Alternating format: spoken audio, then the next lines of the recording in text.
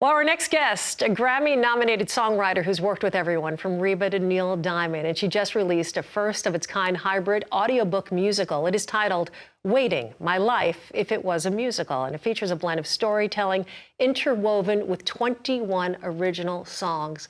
Such an honor to have Sandy Knox in studio. And I said, listen, you said, are you going to say anything? I ran into the green room and said, I'm trying not to fangirl over you because, boy, the songs that you have written, the songs that Reba has covered, your songs just so meant so much to me growing up in the 90s and having Reba and those songs being played. Why haven't I heard from you? Does He Love You with Reba, Linda Davis?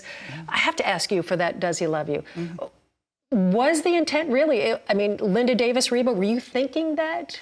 Well, I had no say-so in who recorded the song or who she was going to do it with.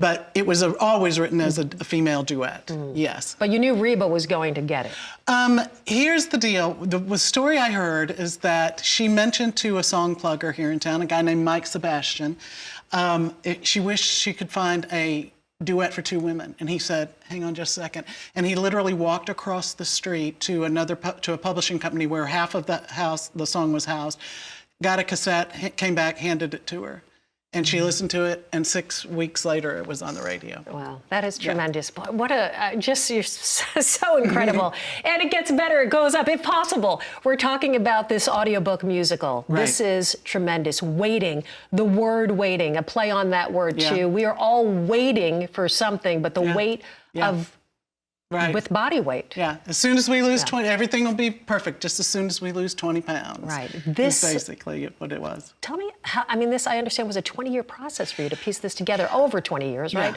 Working on it off and on? Yeah.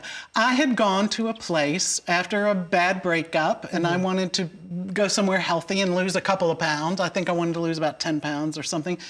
And a friend of mine told me about this place, and I went, and it was fabulous, but I left being so inspired by all these people that I met there and why they were there, the reasons they were there. Some of them, it was just a healthy vacation, but some of them were there because they had a lot of weight to lose.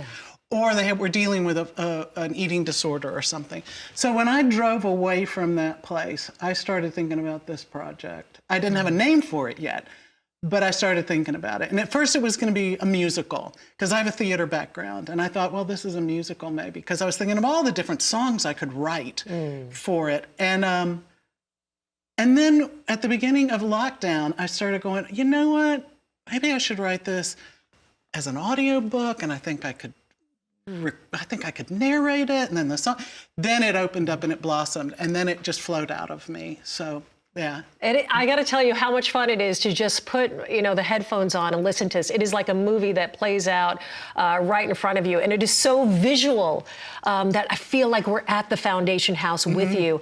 And you're narrating this. Of course, there are characters that come in, other voices, the singing, the songs that fit the narration of each chapter, 26 chapters in all. 28 chapters, excuse me. And you tell the story, giving your background as well. Is that, I assume that part is true. You talking about your brothers and all that. When I'm talking as myself, and I'm talking about my relationship with my mother and my father, and my stealing my brother's food was about stealing the food out of their lunch boxes before they went off to school.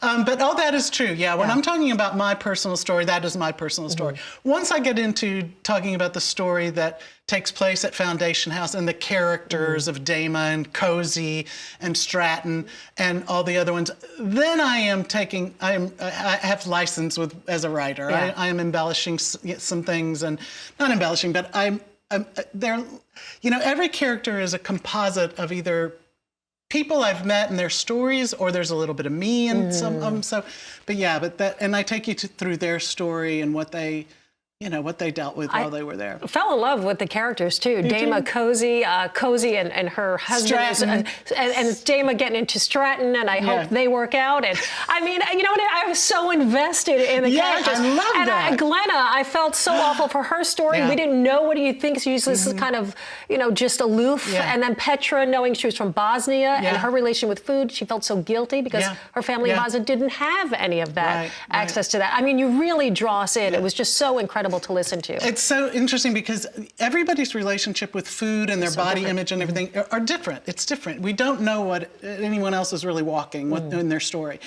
And that was one of the things when I was there, was that all these people's stories were so vast. It wasn't just, oh, I need to lose some weight. It was like they had issues with emotional issues with some of this, with some of the food and their relationship with food. So, I think really that takeaway, right? We're so hard on ourselves, and you never know what somebody else is going through because you don't know their story. I think you see somebody's body image and you go, they don't have a problem, but they might have an issue. There could be something seriously going on. I do love the story about your parents. I love your father. Sounds like an incredible man. He loved so many people. He seemed like he loved everyone, and he loved great cheese. I took away that as well. Yeah, like I talked about, my mother hated it when we went to the grocery store together. Is that right? Oh my God, because she knew we were going to come back with a whole bunch of weird stuff, and we did. We never let her down. It is so incredible. And I said to you in this green room, I hope that you take this on the stage. Boy, I would love to sit in a theater and watch this play out in front of us. The voices, the talent that you bring in with all these other voices, just so great, so put together so well. Thank you. That makes that is exactly what us songwriters want to hear. We want to hear that our music, our songs have caused an effect. Yeah, so absolutely. Grab a glass of wine, cup of tea, whatever your thing is, put this on and just sit back, close your eyes and listen, and she will take you to the Foundation House. Waiting, My Life If It Were a Musical. A pleasure, Sandy Knox. Thank you. Superstar. Just, I was so glad to have you here. Thank you so much. Congratulations.